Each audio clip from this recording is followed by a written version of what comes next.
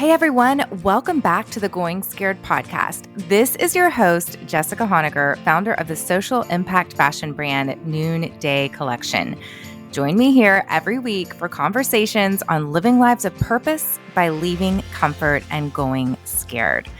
All right, this is our last week in our digital health series, and it is a little break time now for the Going Scared podcast. We are going to be back in August with a new series, and it's all about how to learn to listen and agree to disagree in a world that has become more polarized. These are going to be such rich conversations, so just get ready to come back in August with some fresh listening ears. I wanted to thank Hummingbird09, who left a review a few weeks ago saying, Jessica, oof, where do I begin? I truly feel like I have found a friend in you through the grace, elegance, and wit of this gem of a podcast. My courage legs are growing, y'all. It's such a rare combination in a friendship to have visceral support wrapped in love and combined with truth. Thank you from the bottom of my heart for sharing your heart and inviting your guests to do the same by curating a safe place. This one actually brought me to tears because this is so what I feel for you. I feel like you are my friends too. And as I sit here alone in my office having these conversations, I am imagining you right now. I'm imagining you on a run or a walk or folding your laundry or listening during a Zoom call when you're really supposed to be paying attention to an actual meeting. And podcasts are a little tricky because unlike social media or even email communities, it can feel a little one-sided. I talk with someone and you listen. So I really appreciate your honest reviews. And trust me, one review says something like, Jessica comes off as more intelligent than you would think she would. Guys, I'm here for it. I am here for your reviews because it's a way for me to get to actually hear from you. So if you haven't ever left a review, I would love for you to do that. It's especially helpful when we're in between series and we are really getting to know you as a listener over there. So it's super easy. Head on over, leave a review wherever you listen to podcasts. All right, on to today's show. Susan had me standing up and fist bumping the air during this episode. She had me with chills. She had me in tears. And while it's geared towards moms, you will learn from this episode no matter what. And what still sticks out to me is how she anchors all of her decision-making through her defined values.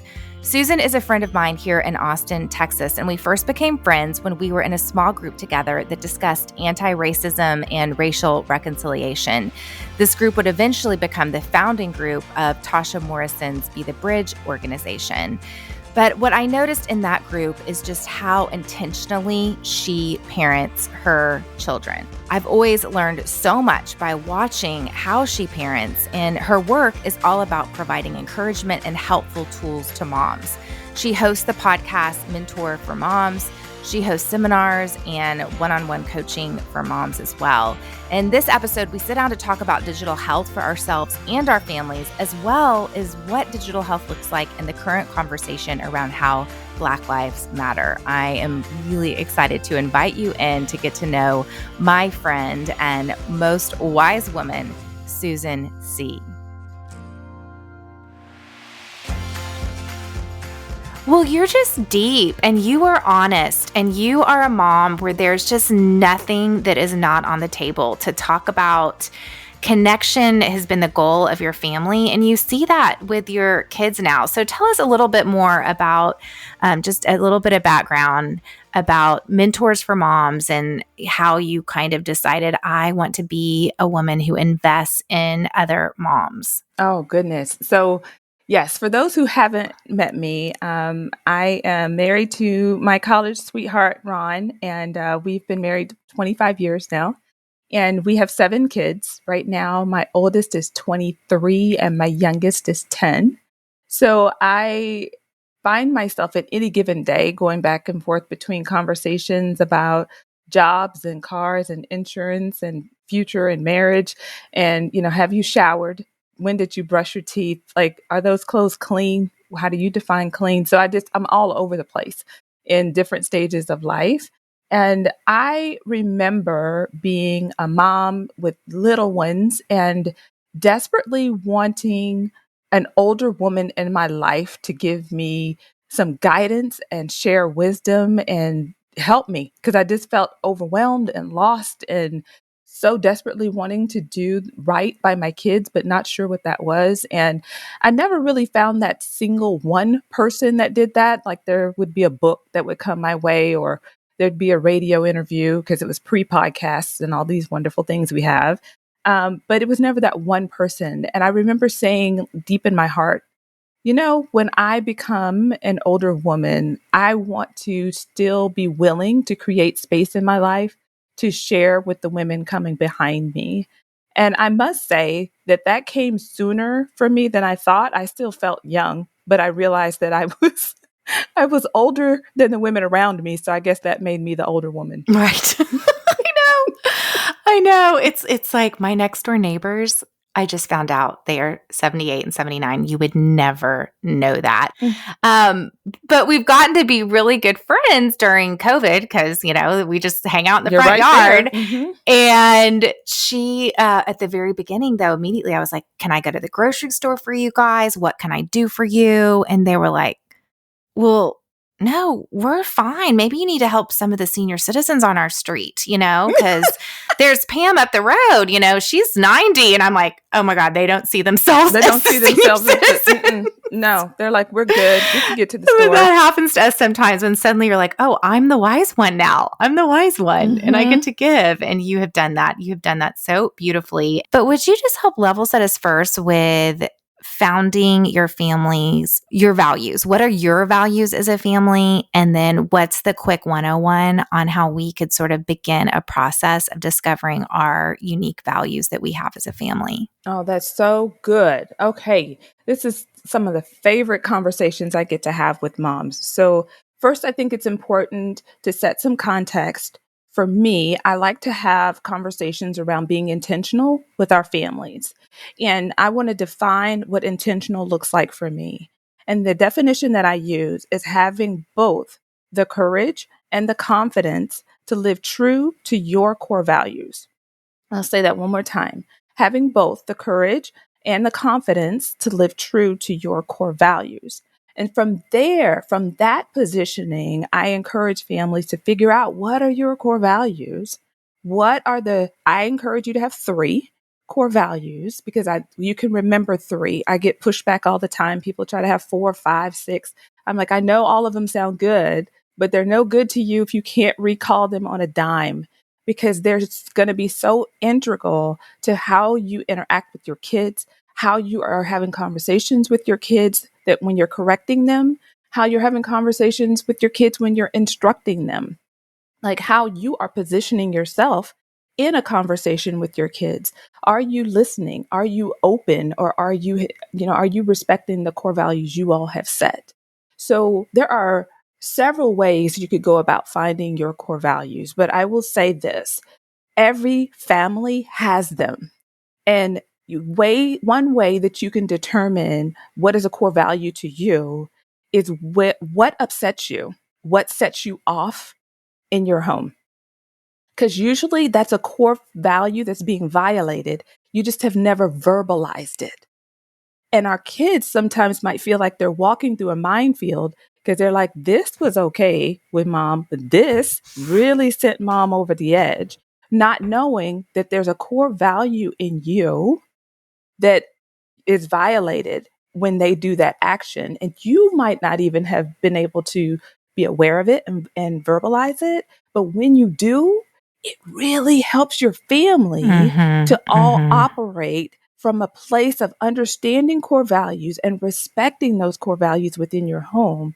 And then the conversation is not about their mistakes or their failures, where they could get the messaging, I've been good today or I've been bad today, as much as how are you aligning with our core values today? Well, I was in alignment with our core values well today, or I missed it, I dropped the ball. And then it's not just about the kids, it's us as parents as well. Are we in alignment with our family core values? Are we living true to them? And how do we do that? It's going to take courage and it's going to take confidence for us to do that. So if we want to raise confident kids, there's this juxtaposition that's happening with the word courage and confidence, that if you want to raise confident kids, you have to give kids the opportunity to express courage. And that means they're going to look different from their friends. Sometimes they're going to do things differently. Your family won't be the same as all the other families around. And that is what actually is an opportunity to have a beautiful display versus everybody trying to follow the same rules and do things when maybe those rules don't support what's really true and best for our family. I love that. It makes my own reaction to my kids being on tech, because I do, that is a minefield for me. But what it is two of our core values are connection and adventure. So when I feeling like tech has disrupted connection, or we haven't connected in a meaningful way, but you've been scrolling TikTok for an hour, or I don't know what your adventure is going to be that day. What are you going to do to get, outside and use your curiosity? So that actually helped me identify why it's triggering for me when my kids go outside of these tech boundaries. And I think it is because it's a violation of these core values. And honestly, we haven't done the best job. Joe and I have done some work around what are our family core values, but we've kind of got stuck in perfectionism a little bit, where we did an activity about 6 months ago. We've done them twice over the years, but we haven't gone to that next level of, okay, this is what they are. We're going to share them with the kids. We're going to write them down. We're going to put them in a visible place. It's like Joe and I know what they are, but we haven't shared those with the kids. So this is good. I'm going to be doing this. So let's tie that in then to technology. First of all, you share us with, you've got your core values, and can you tell us a time when you ran into sort of a digital health situation where you were able to use your core value as a reason to guide your kid in maybe the right direction? Oh, absolutely. Absolutely. So our three core values for our family are faith, love, and respect. And even in those words, someone else could have the exact same core values, but the meanings behind those words of what that looks like will still be unique. And I still love that. That's one thing I love about championing core values in families. And as I have navigated kids who are at the age where they're saying, all my friends have a cell phone and I don't have a cell phone, or, all my friends have these social media accounts and I don't have this. And I'm really curious about this, Mom. Can I get on this platform? And there's always a new platform. There's always a new request or desire. Like, those things will never end. So for me, I pull back to really saying, okay, what do our core values look like for this child? Not saying because you're 12, that means you can get your first phone. Like, we don't do things by age. We look at each child and where they are in development and maturity. Things like, how are they doing about listening and following instructions and guidance? How are they about honoring the commitments that they make? Like, oh yeah, I'll get that done. I'll make sure I take that trash out. Like, are they true to their word in everyday life? Then we say that's marks of maturity that say you're ready for these privileges. And having a cell phone and getting on social media accounts and whatnot is a privilege. It's not a right. And then we determine if this child is ready for that next step. So as we do that, I'm having conversations with them about our core values and what would that look like in using your social media. So if you're on social media and you're coming across things that are contrary to our faith, whether it's language or visuals that are contrary to what we hold true to in our family, how will you handle that? What would that look like? If I find them, one thing that was triggering for me is I would find my older kids laughing sometimes, and they would be sending each other like, "Did you see this? Did you see this?" And so I would grab somebody's phone because I'm like, I want to be in on the joke. And I would see them laughing at maybe someone else's calamity. Maybe somebody fell down some stairs or something. And I would just say, I could see why you guys found that funny, but I'm going to tell you that is really bothering me that you're laughing that hard, because that I feel like you're desensitizing yourself to someone else's pain. And I don't like that. And then we would have a conversation about how it's tempting to just laugh at this because someone put funny music to it or whatnot, but really to take in that when we think about our core values of respecting another person, of loving another person, how is that being reflected when we laugh at this video? And what would that look like if we were in person and we've now adopted this habit of laughing at someone's pain and calamity instead of loving and respecting them? So good. So good. And I just love it because I feel like oftentimes when we're talking about kids and tech, we're immediately talking about safety and filtering out what they're seeing and screen time locks and all of this stuff. But really, the most important conversation is around values and connection and creating a space in your family where your kid's going to want to talk to you Mm-hmm. and hand their phone over and kind of know, like, yep, I did something that was out of integrity today with our family Mm-hmm. values. But Mm-hmm. let's just a little bit logistical Okay. because ages 10 to 23, is that Mm-hmm. right? That's 23. right. Mm-hmm. So we got TikTok, we got YouTube, we got Snapchat, Instagram. I mean, probably none of them are on Facebook really anymore. They're kind of young. I mean, we're old now, right? It's exactly Facebook it. users, all of the things. So how do you go about managing that? Are your kids on those platforms? How have you taught them about how to manage themselves? It has been an incredible challenge. I remember something as simple, I thought it was simple, as my younger kids wanted to play Roblox. And I was like, cool, like, let me see this game. Okay, so you're going to be building your own virtual community. Cool. All right. And I was like off letting them play the game. And before I know it, they're saying things like, hey, okay, of course, this is going to be dated pre COVID here. They were like, hey, our friends are going to be in town this weekend. Are we going to get to see them? And I would be like, how do you know that? Like, how do you know they're going to be in town? Oh, we were chatting about it on Roblox. And I I was don't even know like, what Roblox is, so you're just oh, adding something new to my list. it's a game that kids can play and they can build their own community and they kind of look like walking Lego figures on the Okay. screen. And I did not know that there was a chat feature and that they can create private chats and groups. And there was this whole world that was a part of that I had no idea. So my point is every time I think I kind of know what's going on, there's always something new that's happening. Right. And my kids love music, so they had these Spotify accounts, and I was like, "What? When did you get a Spotify account, and how is how is this working?" I feel like more like my kids are educating me about what Right. interests them.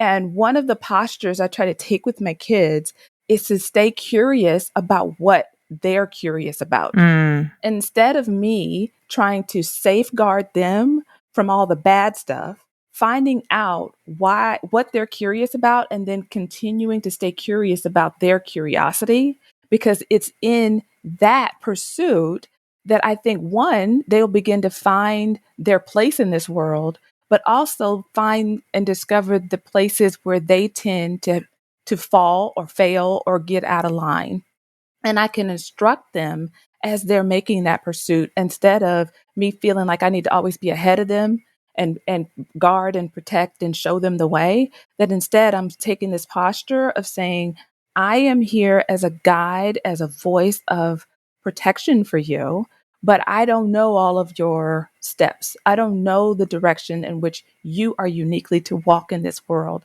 but I'm here to walk beside you. I'm here to guard and protect you when I need to. I have no problem taking that posture with you. But especially those when I'm talking about tech, those are tend to be my older kids. So let's talk early teenagers, young adults. They're in a place in this world where they're starting to try to figure things out and they're trying to navigate it. So my kids have accounts. I have no problem grabbing a phone at random and just saying, what's on here? What are you doing? What's the latest thing? Show me how this works. I do a lot of that instead of me acting like I know. I just say, show me how this works. And then I just start pushing buttons because that's my way of engaging with them. Mm. And I also want to have conversations with them randomly. I'll be in the kitchen and I'll just say, hey, so what did you see on the internet today? What did you come across? Instead of assuming I know where they've been, I want to ask Mm-hmm. them, what did you see? What did you hear? And maybe it's things around race. Maybe it's things around sex. I've had people come across pornography online and at first didn't want to admit it because they thought, I don't think I was supposed to find that as interesting as I did. But now I feel bad because I want to see it again. And me having the conversation, like, you were created as a sexual being, like that's a completely normal interest. However, there are parameters, and then that goes right back to our core values of our faith, of how we engage with that and when we engage with that part of our being.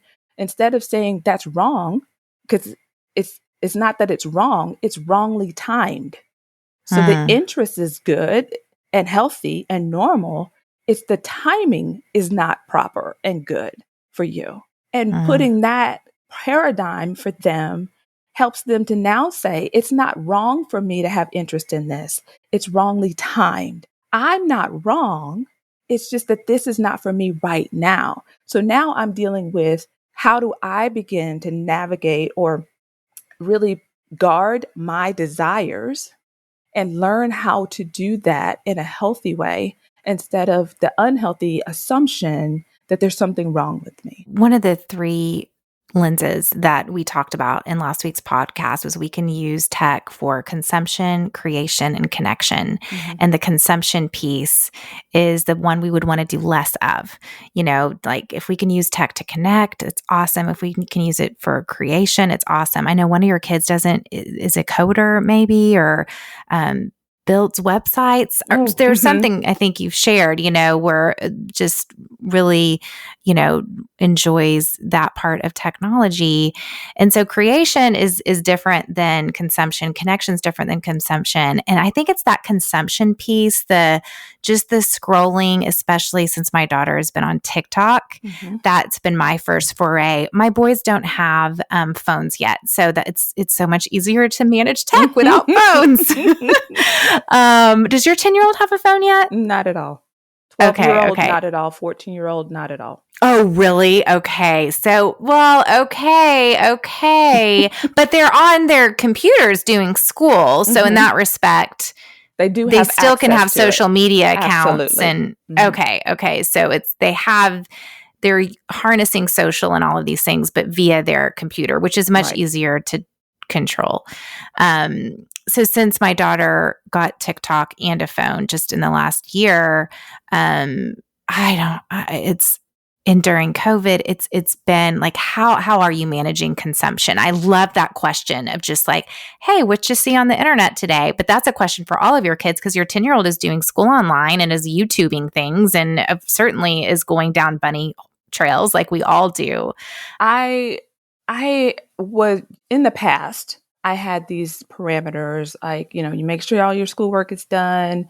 But once you put school on the devices, it's like, okay, how do you determine this hard. is legit school? This is you playing around. Like, it's very mushy, right? Yes. And so that's what I found during suddenly my homeschooling stint.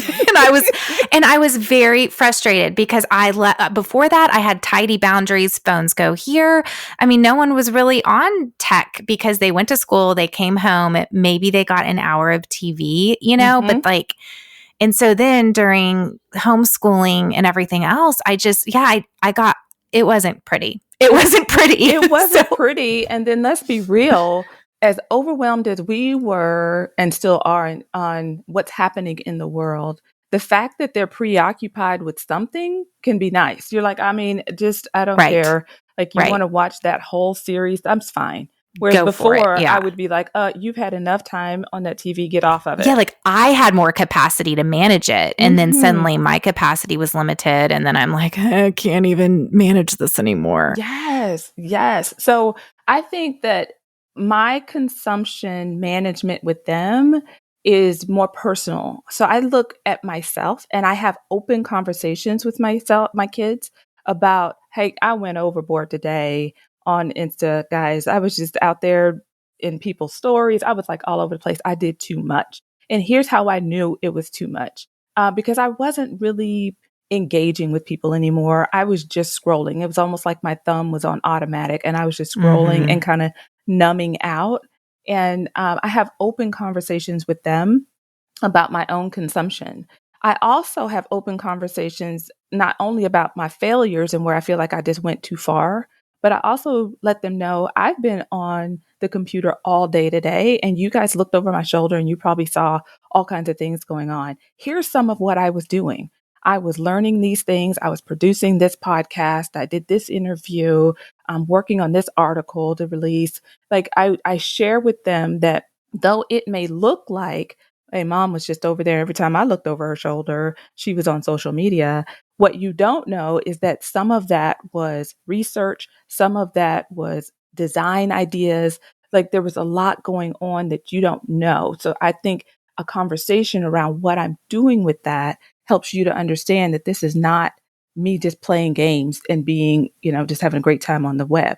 So then I'll turn to them and I'll say, what are some things that what are some signs for you that you can begin to notice that you've been on there too long? Have you noticed sometimes that you don't even really care about getting your chores done or spending time with the family because you're just in your thing?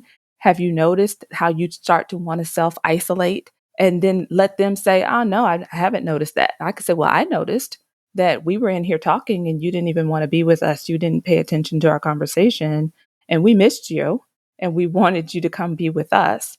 And I think that that's a warning sign for a pitfall for you that when you are in the tech zone too long, you begin to pull away from us instead of being a part of this family. You start to self isolate.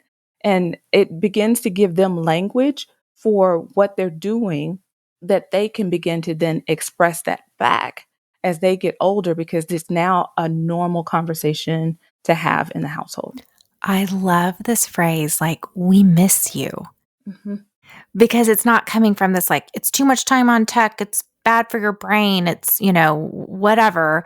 It's like this, oh my gosh, Susan, I am recording this podcast and my two boys are out swimming and one of them just took the other one's swimsuit and flung it across the pool.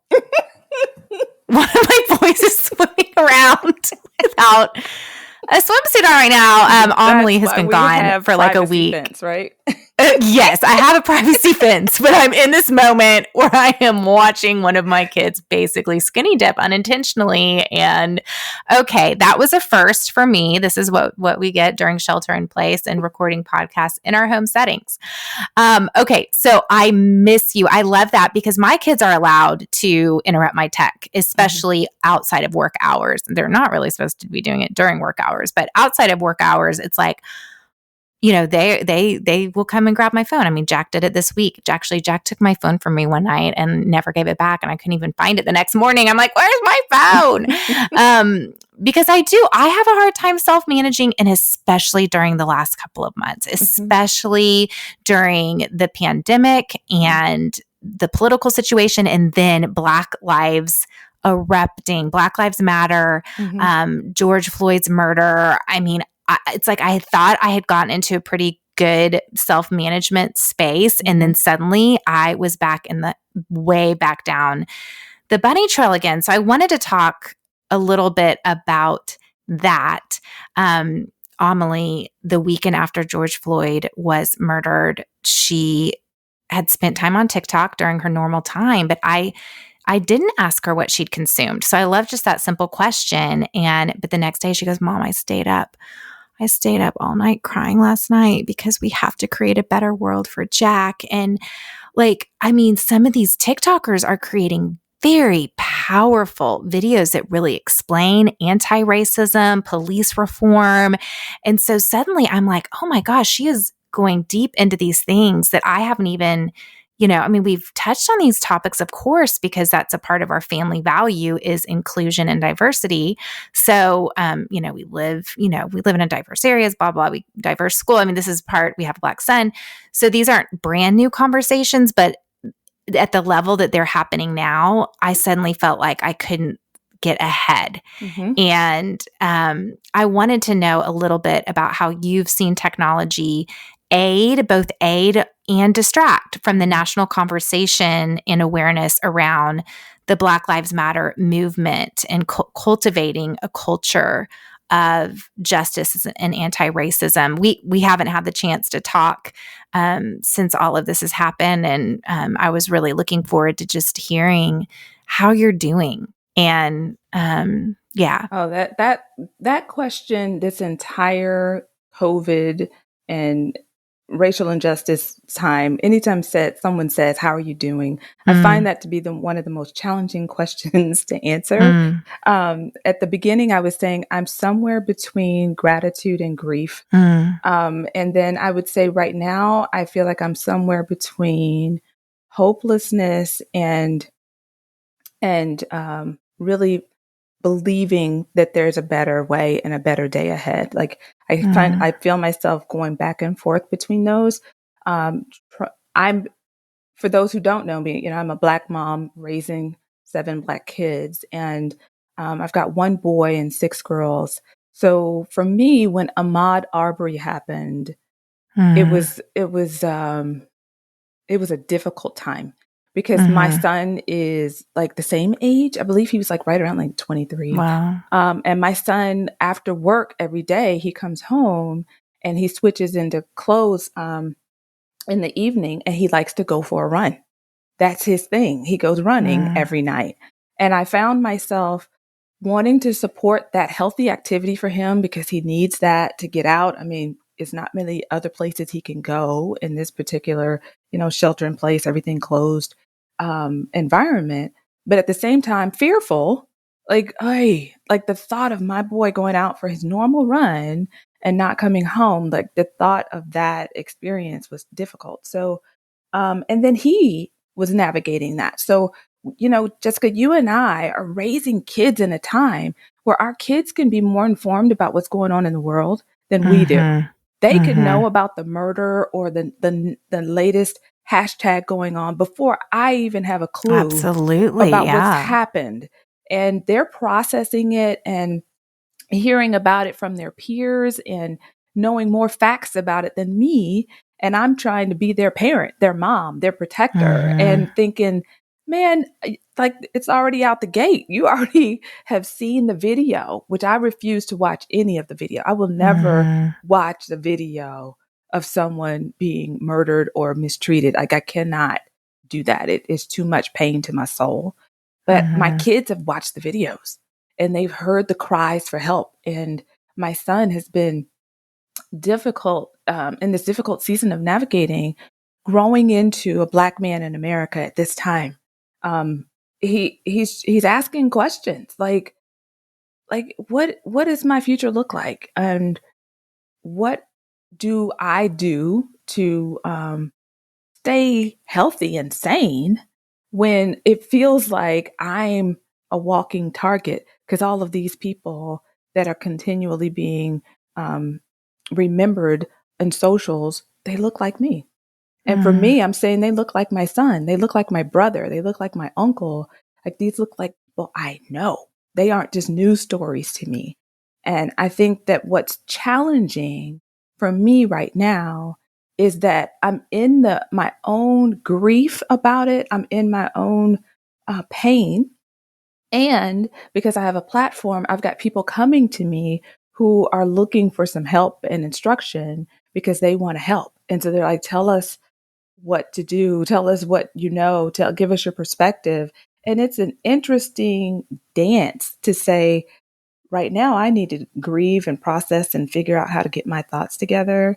And then I can come to you and say a few things. And one thing that I am saying to moms, which ties into tech, but just ties into a motherhood heart right now, is resist the urge to be so overwhelmed that you feel like there's nothing that you can do. mm, If moms could catch a clue of the impact and the influence that they can have on their children, I think they would drop the whole myth that I'm just a mom, and they would mm, step up and recognize that they have such impact on their children's perspective and understanding of what's going on and the conversations that we're having in our homes, the way we're showing our kids our own personal modeling and for the boundaries we set with them on how they engage in technology will help them to build healthy ways of navigating this complex world that continues to change.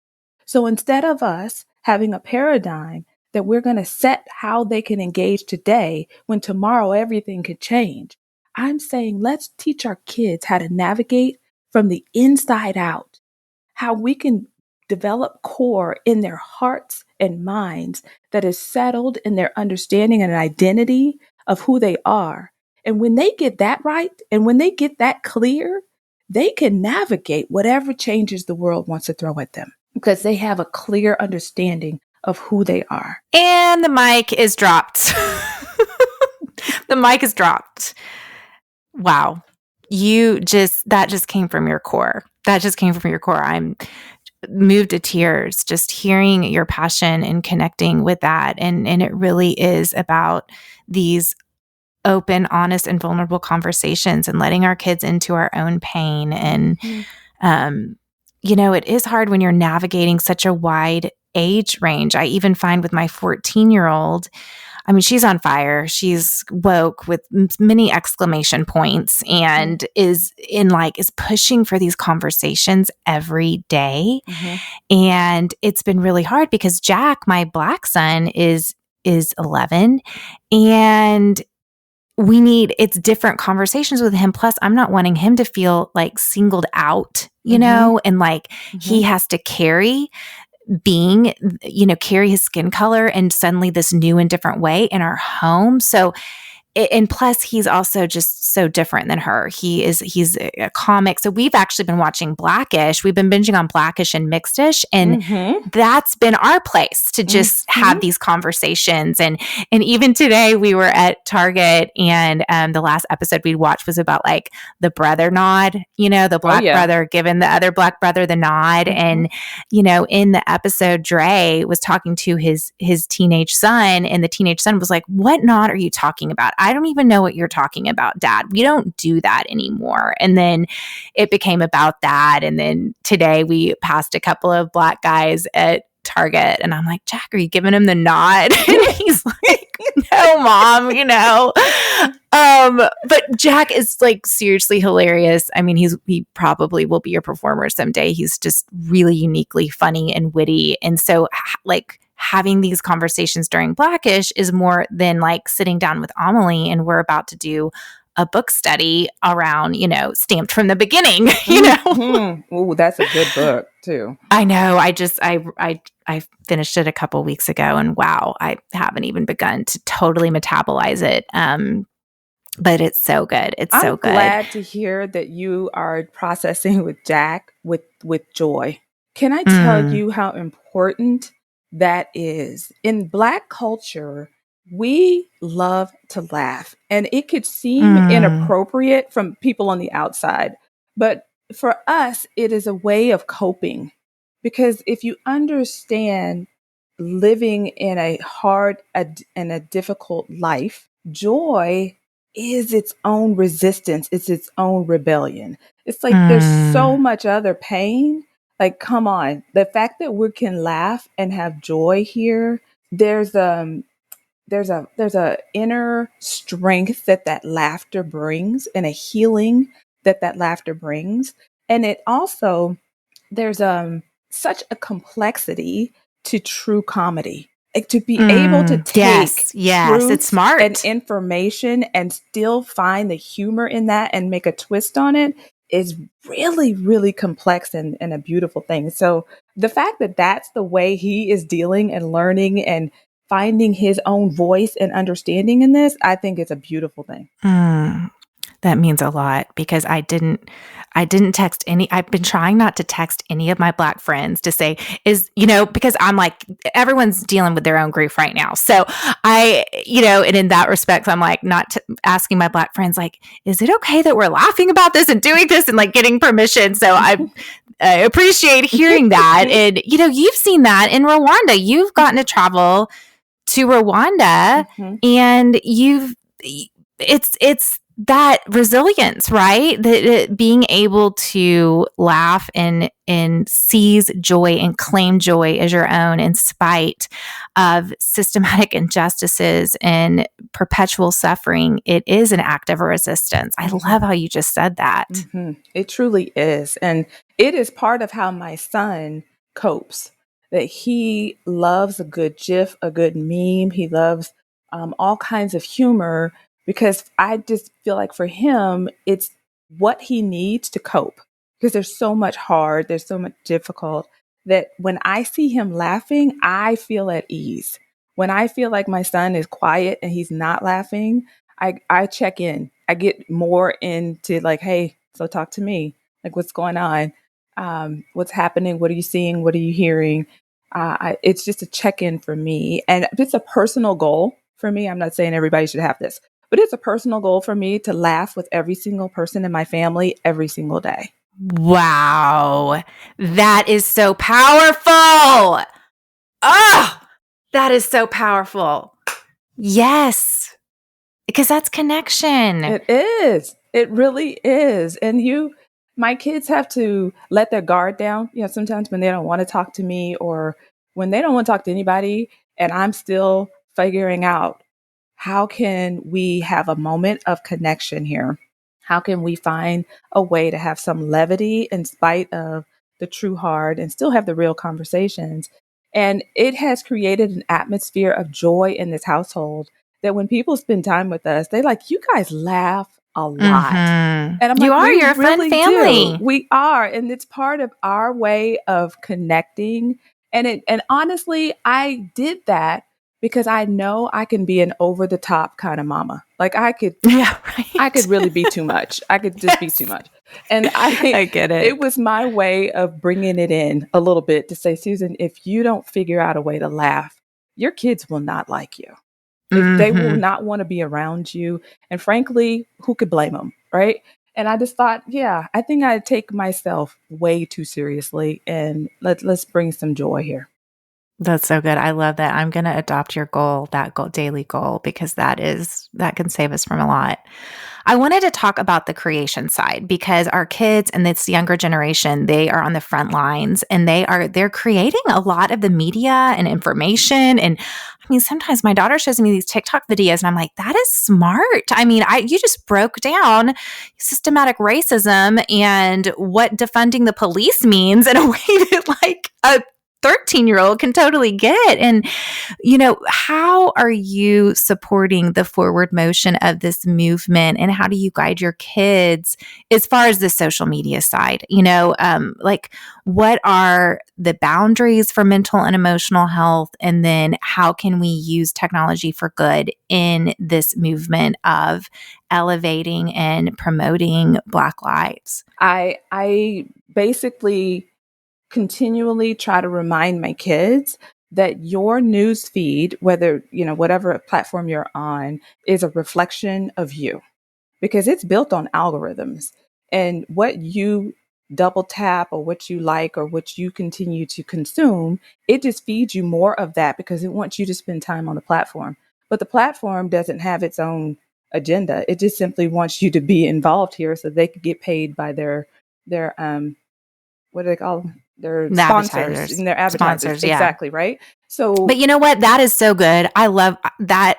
How you that's so true, because it's easy to get so personal because there's faces on there and it's people and we call it a community. But at the end of the day, it's a machine with algorithms that needs to make money. I love that. I love depersonalizing it in that way. Yeah, absolutely. I try my best to keep my kids' identity intact and recognize that these things don't attach your identity to your number of followers, or how many people responded to you, or how many people hearted your comment. Like, these things can be such a way of building identity, but it's so false, and it won't remain. It's not sustainable.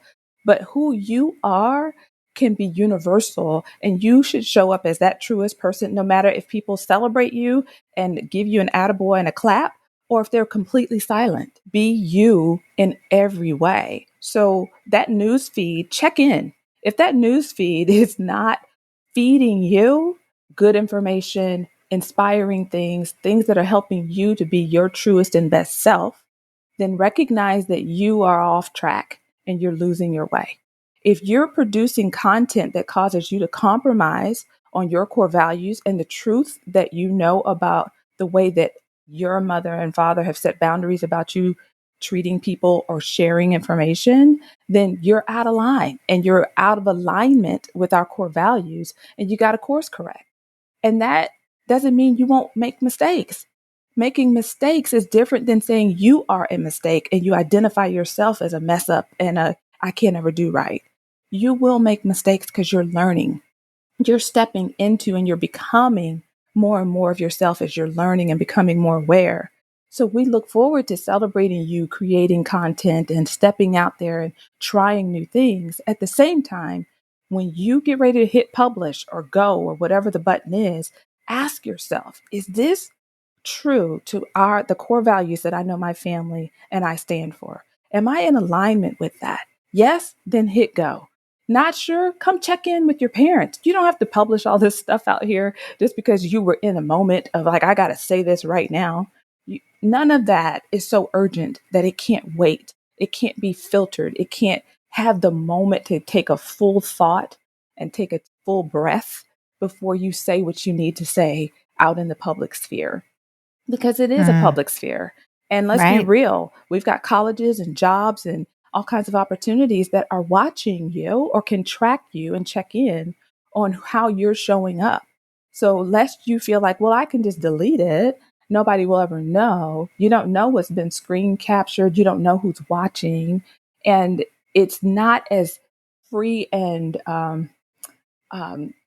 you don't have as much liberty as you think with no repercussions. Your decisions in the public sphere have real consequences. And you'll trip up sometimes, you'll make a mistake, but let's be real about those expectations of the consequences instead of acting as if there will never be any. Let's talk about taking a break, because you just took a break. You said on Instagram you were taking a break. Mm-hmm. What do you think the balance is for taking those breaks while also still engaging? Yeah, I think that it's really about a conversation of honesty. I think we have to be honest with ourselves. Are we taking a break because we need to rest, or are we avoiding and running away and hiding and turning away from things that are just too hard for us? And we chose overwhelm over compassion. So I think that most people are not taking a moment to really be honest. So they say take a break because that sounds okay, when really they're like, I don't want to talk about this. I don't want to face this. I don't want to know this. I don't want to engage in this. So I think it's really about being honest.